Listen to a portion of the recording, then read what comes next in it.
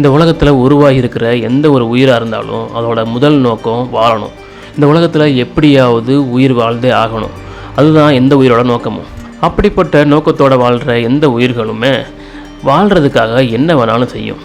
அது மனிதனாக இருந்தாலும் சரி, குரங்காக இருந்தாலும் சரி, சிங்கமாக இருந்தாலும் சரி, பூனையாக இருந்தாலும் சரி. அதே போல் தான் சீ ஸ்குவிட்ஸ்னு சொல்லப்படுற கடல் குடுவை அப்படிங்கிற ஒரு உயிரினத்தை பற்றி ஒரு சுவாரஸ்யமான தகவலை தான் இப்போ நம்ம தெரிஞ்சுக்க போகிறோம்.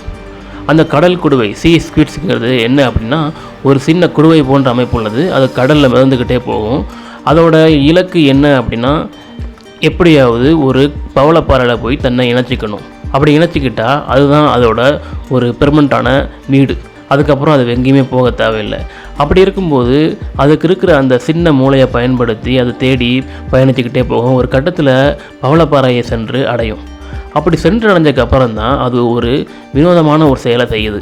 அது என்ன அப்படின்னா, தன்னோட மூளையை சாப்பிட்டுக்கிடுது. இந்த சீ ஸ்குவிட்ஸ் ஏன் அப்படி பண்ணுது அப்படின்னா, அது பவளப்பாறை கூட தன்னை இணைச்சிக்கிட்டதுக்கு அப்புறம் அதனோட மூளையால் எந்த ஒரு பயனுமே இல்லை. அது எங்கேயும் நகர போகிறதில்ல, எதையும் பார்க்க போகிறதில்ல, எதுவுமே பண்ண போகிறதில்ல. ஸோ அப்படிப்பட்ட ஒரு தேவையில்லாத பிரெயினை நம்ம எதுக்கு வச்சுருக்கணுங்கிறதுக்காக அதை சாப்பிட்டுக்கிடுது.